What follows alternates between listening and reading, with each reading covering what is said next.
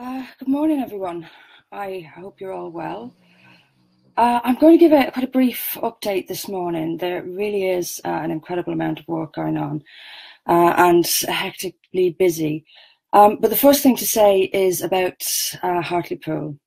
And the only regret I have about Hartlepool is that people were hugely inconvenienced, left waiting around. Should not have happened, and I can only sincerely apologise for it. This is the second time, in fact, that people have been really inconvenienced by this. And this complete lack of communication comes from chaos, and that is essentially what it is. On both occasions now, when we've tried to hold public meetings, it has descended into chaos. It has, it's instant as well. The phone calls, the threats, the intimidation are instant, and we get people. Once again, we've sadly lost somebody from Rotherham, unable to take the risks associated. So these are difficult, and we can't have a repeat of the other night in Hartlepool. So we've had some discussions over the last day or so, and I think sadly, the public meetings will probably have to be knocked on the head for the moment. It's simply too chaotic, and it's causing us more harm than good, really. What it teaches us, what lessons do we take out of it? Well, we can't hold public meetings. You can't hold public meetings if you're critical of Islam or mass immigration. This was not the case in about 5 years ago. I mean, I've been traveling around the country for a long time, giving talks about these issues, and I've never known it to be like this. This is really a crisis of democracy and of freedom of speech. And these are very nasty people who won't be reasoned with. You can't debate the issues with them. They simply want to shut you down and think they have every right to.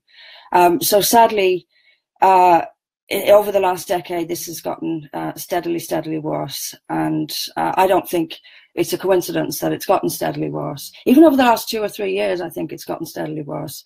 I don't think it's a coincidence that coincides with or that corresponds with the rise of the hard left in the Labour Party. This is a very serious issue. There is an extreme left now ruling the Labour Party, Corbyn and MacDonald among the leaders of this, who are essentially encouraging this kind of behaviour from the left. And you've got entryist groups now, campaign groups within the Labour Party now, which weren't there when I was a member, things like Momentum.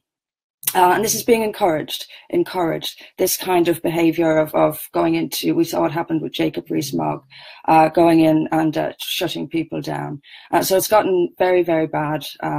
We've got a big problem here. And I think the poison is coming largely from the Labour Party. So what does it mean for us? I think it means we need to reprioritise in the short term and then re-strategise in the medium to long term.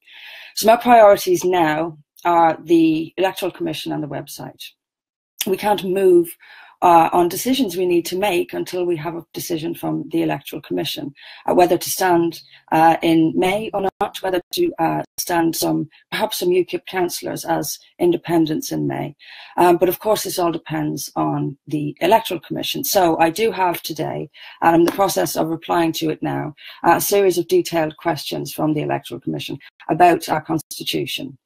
So I will be replying to these today. We really need to move this. We really need to get this solidified, and I'm hoping that this will be the final obstacle to it. Like I say, I'll be doing that today, and I'll update you on it on Monday.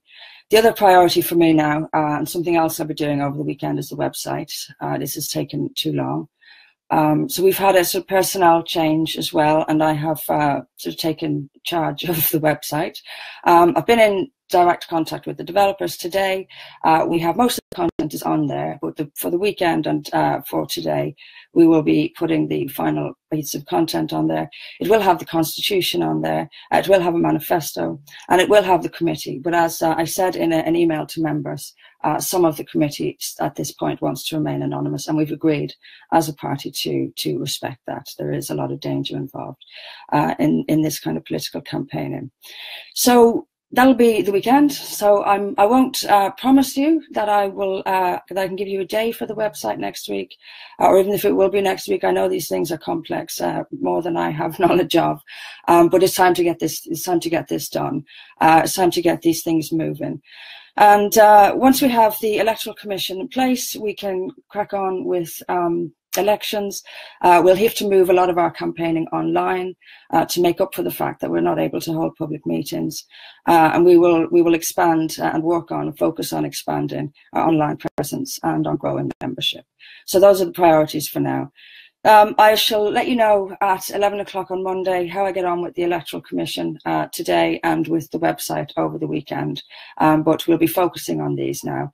We'll get these basics, important and vital basics, done and dusted, and then we can start moving forward and getting ourselves out there.